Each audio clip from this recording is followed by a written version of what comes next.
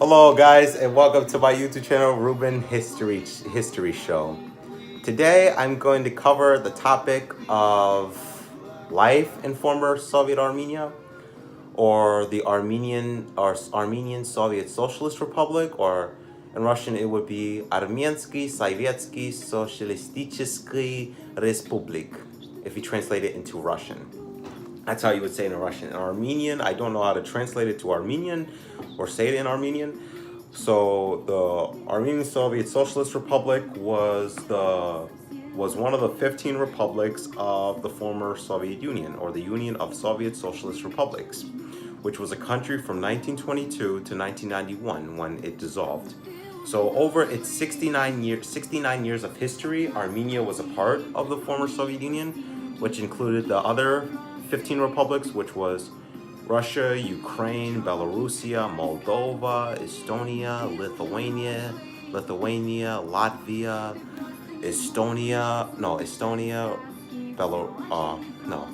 Azerbaijan, Georgia, Kazakhstan, Uzbekistan, Tajikistan, and all the other republics. The Soviet Armenia was established following the Russian Civil War, which was a war fought between the communists, or the Bolsheviks, and the White Army, which was anti-communist, which served under Nicholas II, who was the Tsar of Russia, of the Russian Empire. So following the Russian Civil War in 1917 to 1922, Soviet Union was established, and Armenia became a part of the future of the Soviet Union. So it became part of Soviet Union in 1922 when Lenin established the Soviet Union on December 30th, 1922, before New Year's of 1923 began. So there's not too much details of life in the Soviet Armenia under Lenin's rule, because he wasn't the leader for a long time. Lenin was not the leader for a long time, because he only ruled from 1922 to 1924, which was basically almost 2 years. So there was not too much details on Lenin in life in Soviet Armenia under the rule of Lenin. So following the death of Lenin on January 21st, 1924, Joseph Stalin took power following Lenin's death on that day, and Trotsky fled the country because Stalin exiled him to Kazakhstan, or the Kazakh Soviet Socialist Republic, which was one of the republics of the Soviet Union during that period. So he was exiled first to Kazakhstan. I believe it was 1924 he was exiled to Kazakhstan, and then he was forced out of the Soviet Union, and he went to Mexico. He went to hide in Mexico during that time, during Stalin's rule to power. So, and during Stalin time, a lot of people in Armenia were killed during the Stalin rule in the 1930s, which was the Great Purges of the 1930s, which killed over thousands of people in the Soviet Union under Stalin's rule, who betrayed Stalin or who was against Stalin during that period. And people were quite scared of Stalin during that time, and a lot of members of the Communist Party of Armenia were killed during the Stalin rule to 1924 to 1953, when he died, and when he was succeeded by Nikita Khrushchev. And people in Armenia were kind of scared of Stalin, because a lot of people of the Communist Party of Soviet Armenia were killed during that period in the 1930s. And when World War II started in 1930, the Great Patriotic War, which was the Eastern Front between the Nazi Germany and Soviet Union, which lasted for 4 years, from 1941, when Nazi Germany invaded Soviet Union, all the way to 1945, when the Soviet Union beat the Germans at the Battle of Berlin. So the Soviet Union Nazi Germany didn't manage to get close to Armenia because the Soviets stopped them when they were trying to head to the Stalingrad, and the Germans were beaten by the Soviet generals under Zhukov and Khrushchev and Konev, I believe. Ivan Konev, who was I think Konev took part in that battle. I don't remember if he did or not. So the Germans started pushing back. The Germans from Stalingrad and Leningrad during that time, and they pushed them all the way back to Germany. I believe that was 1943, 1945 when we really started winning the war. We started pushing back the Germans from the Soviet Union, and we liberated most countries that were occupied by the Germans, which was Eastern Europe.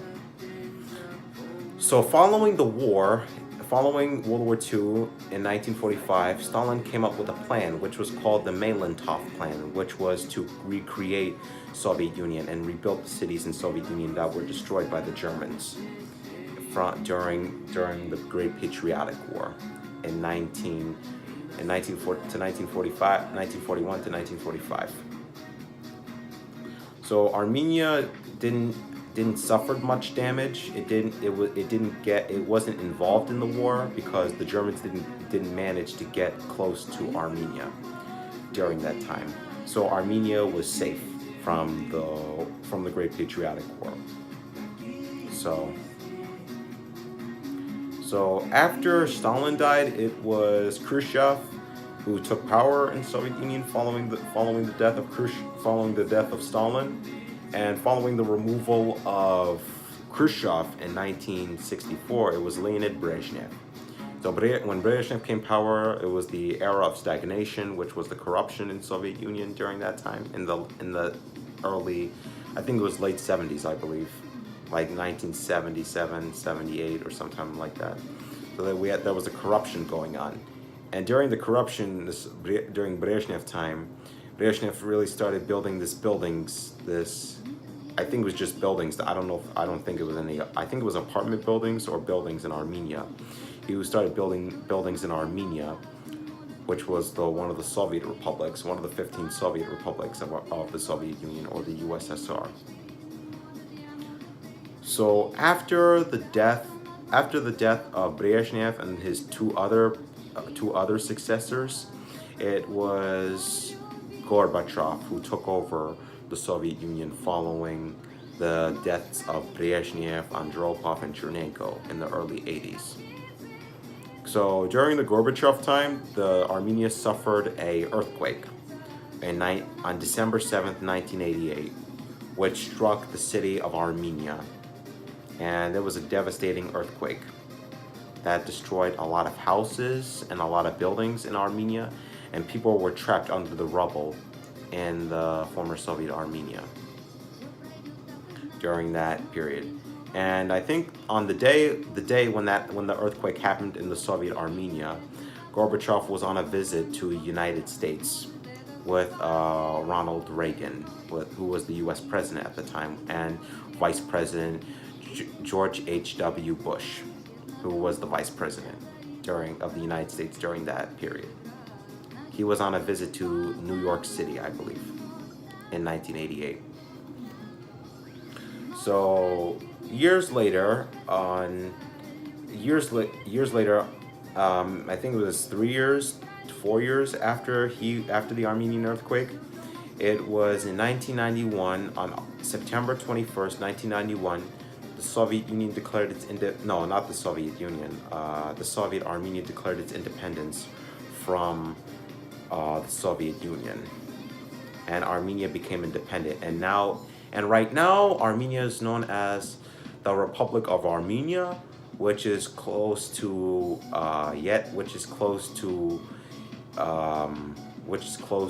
Turkey. It's right next to the border of Turkey, and it's next to Georgia and Azerbaijan. Not the Georgia in the United States, the Georgia, the country, and Asia, which is located next to Armenia and Azerbaijan.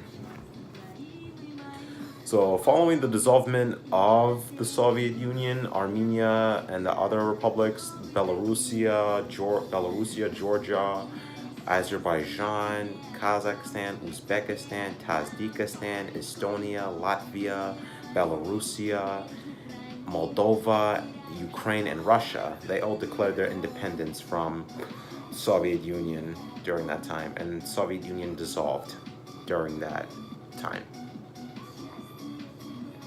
So after the Soviet Union dissolved in 1991, Armenia had no power. They had no electricity for almost a year, and Armenian government brought back lights to Armenia, and there was electricity in Armenia. Years later, then it was this communist government of Soviet Union decided to take power away from Armenia, electricity away from Armenia, and there was no electricity or lights, and people didn't have any lights in their houses, and that made people very upset because there was no electricity in Armenia during that period. And also another interesting thing whenever it was winter in Soviet Union, in Soviet Armenia, there would be no tomatoes. The only time you could get tomatoes was the time by the summer. You could get tomatoes by the summer during that period. So, and you also had to wait in line for bread in the Soviet Armenia. So yeah, that's what I wanted to talk about, the life in the former Soviet Armenia, which is Armenia today. And also another interesting thing is that Armenia has a nice beautiful mountain in the country today. It's called Mount Ararat, which is such a beautiful mountain. You have to look up the pictures of Ararat. It's so beautiful. It is so nice. You have to look up the pictures of that mountain in Armenia. And that also another interesting thing was that the Noah's Ark landed on Mount Ararat in the Bible, if you remember reading that story in the Bible. So yeah, that's the story of life in Soviet Armenia, which is the Republic of Armenia today. So I hope you guys enjoy this video. Stay tuned, and I'm gonna upload more videos coming up soon.